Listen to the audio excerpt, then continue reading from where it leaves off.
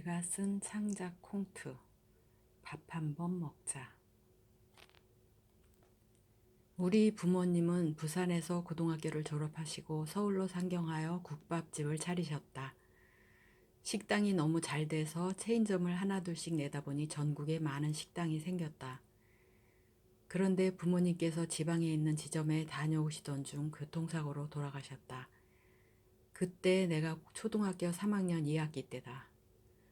행복했던 우리 가정에 남겨진 3남매는 졸지에 고아가 되었다. 나이 차이가 많이 나는 언니와 오빠는 나를 거의 자식처럼 키웠다. 언니가 먼저 결혼을 해서 땅끝마을 해남에서 살게 되었다. 언니가 결혼한 지 10년도 넘었지만 너무 멀어서 나는 여름방학 때만 가서 놀다 왔다. 첫 번째 갔을 때 조카가 태어났다. 이 세상에 이렇게 신비롭고 예쁜 사람이 있을 수 있다는 걸 그때 처음으로 알았다. 사람 같지가 않고 천사 같았다.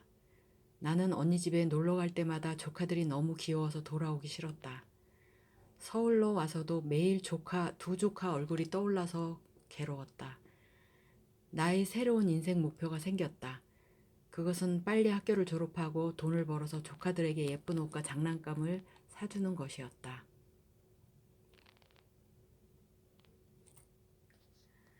언니가 결혼한 이듬해에 아버지처럼 믿고 따르던 오빠마저 결혼을 했다.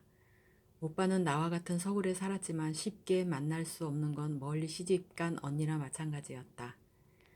부모님이 안 계시니 명절 때도 모이지를 않았다.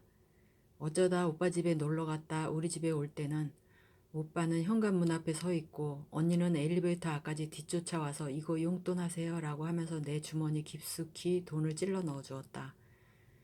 집에 와서 보면 항상 1,000원짜리 서너 장이 들어있었다. 아마 오빠 생각에는 그래도 올케 언니가 내 주머니에 돈 10만 원은 넣어줬겠거니 생각하고 있을 거다. 오빠는 사업을 해서 돈을 무척 많이 번다. 부모님이 돌아가시기 전에 사시던 강남의 큰 집과 가게들도 모두 처분해서 오빠가 가졌다. 식당을 판 돈으로는 우리 3명의 교육비와 생활비로 쓰고도 아마 절반쯤은 남았을 거다. 집을 판 돈으로는 오빠의 집과 외제차를 샀다. 부모님 재산에 대해서는 이런 반구 말도 없었다. 언니와 나는 부모님의 재산을 받은 것이 없다. 그래서 오빠는 강남에 있는 최고급 아파트에 살고 나는 산동네 지하 단칸방에서 월세로 산다.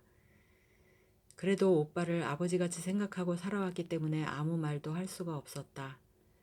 나는 평소에 비싸서 한우를 못 사 먹지만 오빠 집에 갈 때는 항상 꽃등심을 사가지고 갔다. 올케 언니는 언제나 내가 사간 고기를 오빠 몰래 재빨리 냉동실 깊숙이 밀어 넣었다. 그리고 오빠 서재에 가서 내가 왔다는 걸 알렸다. 보통 사람 같으면 오빠 있는 데서 오늘은 아가씨가 사온 소고기 구워 먹어요 라고 한 번은 말할 법도 한데 내가 사간 고기는 밥상에도 없고 고기를 사왔다는 얘기를 하는 걸 한 번도 본 적이 없다. 나는 오빠 집에 가기 전에 늘 올케 언니한테 미리 전화를 해서 허락을 받고 갔다. 놀러 갔을 때 오빠가 없던 적도 많았지만 나중에 얘기해보면 오빠는 내가 갔었던 사실조차 모르고 있었다. 오빠 집에 갈 때마다 느끼는 거였지만 올케 언니는 오빠 앞에서는 넘치게 잘해주다가 오빠가 없을 때는 완전히 딴 사람으로 변해 무서울 정도로 냉정하게 대했다. 그런저런 얘기를 오빠한테 하면 오빠가 속상해할까봐 나는 아무런 내색도 하지 않았다. 언니가 나를 티나게 싫어한다는 걸 알게 된 후로는 명절이나 해가 바뀌어도 오빠 집에 가지 않게 되었다. 그러다 나도 좋은 사람을 만나서 결혼을 했고 아이도 둘이나 낳았다. 우리 아이들이 커서 대학을 졸업했지만 외삼촌과 외숙모 얼굴을 한 번도 본 적이 없다. 언니는 해남에서 바쁘게 살아도 내가 아이를 낳았을 때 2번 다 와서 한 달씩 몸질을 해주고 갔다. 멀지 않은 곳에 사는 오빠도 한 번도 안 왔다. 내가 아이를 낳았다고 전화를 하면 그래 고생했다. 내가 지금은 바빠서 갈 수가 없고 다음에 밥이나 한번 먹자 라고 말했다. 어느 날 마트에서 쇼핑을 하다 어렸을 때 같은 반 친구 선정이를 만났다. 그 애도 결혼을 했고 아이가 있어서 우리 둘은 커피숍에서 시간 가는 줄 모르고 수다를 떨었다. 우리 둘이 소꿉친구인 것처럼 선정이네 오빠와 우리 오빠도 중마고였다. 아참, 우리 오빠가 그러는데 얼마 전에 너네 오빠랑 술 마셨다고 하더라. 어, 그래? 둘이는 가끔 만나서 술 한 잔씩 하나 보더라고. 아, 그렇구나. 우리 오빠는 건강하시대? 야, 너네 오빠 건강한 걸 왜 나한테 물어? 오빠 집에 가본 지가 좀 오래돼서.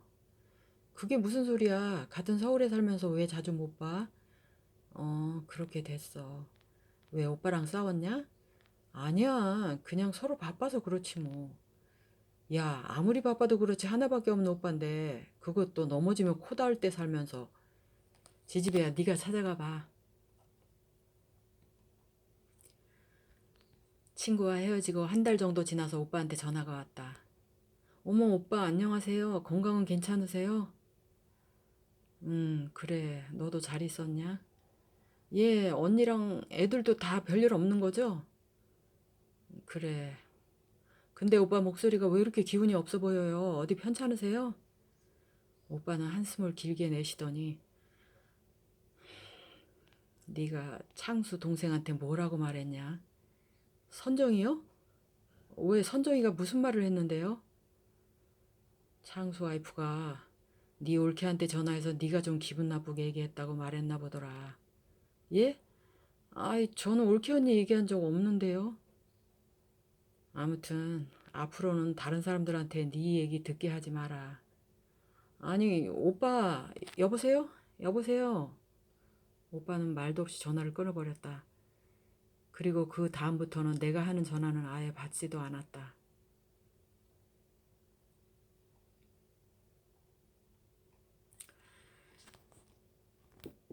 그렇게 내게는 너무나도 무겁고 더딘 10여 년이라는 세월이 흘렀다.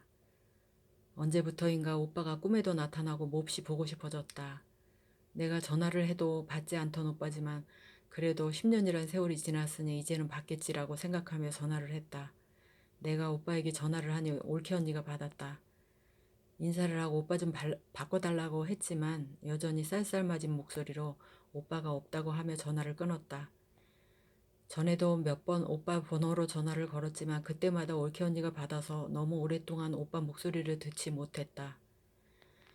뭔가 알 수 없는 여러 가지 무서운 상상과 걱정의 나날을 보내고 있던 어느 날 새벽 3시쯤 핸드폰이 울렸다. 나는 눈을 감은 채로 더듬더듬 전화를 받았다. 여보세요? 아가씨 저예요. 언니예요? 오빠가 죽었어요. 예? 언니 내가 뭐 잘못 들었나 봐요. 지금 뭐라고 했어요? 오빠가 죽었다고요. 우리 오빠가 돌아가셨다고 말한 거예요? 그래요. 어제 저녁에 교통사고 나서 죽었으니까 지금 구산병원 영안실로 와요. 순간 세상이 멈추는 것 같더니 나도 모르게 전화기를 떨어뜨렸다. 벌떡 일어나서 떨리는 손으로 전화기를 붙들고 여보세요, 여보세요 했지만 전화는 끊어져 버렸다. 눈물이 쏟아져 잘 보이지도 않는 핸드폰 키보드를 더듬더듬 눌렀으나 자판이 젖어 먹히질 않았다. 부들부들 떨리는 손으로 떨어진 눈물을 훔치며 다시 전화를 걸었다. 왜요? 올케 언니가 귀찮다는 듯이 날카로운 목소리로 전화를 받았다. 언니, 진짜 오빠가 돌아가신 거예요? 올케 언니는 짜증 섞인 목소리로 진짜 몇 번을 말해야 알아들어요. 다른 데도 전화해야 되니까 병원으로 와요. 냉정하고 빠르게 말하고 바로 전화를 끊어버렸다. 나는 금방이라도 숨이 멎을 것 같고 찢어질 듯 아픈 가슴을 후려치며 울부짖었다. 안 돼. 제발 오빠 가지 마요. 남편은 아무 말 없이 나를 꼭 안아주었다. 그렇게 우리 남매 사이에는 알 수 없는 오해만 쌓여갔고 밥 한 번 먹자던 오빠의 말은 끝내 메아리가 되어 내 가슴속에 문신처럼 새겨졌다.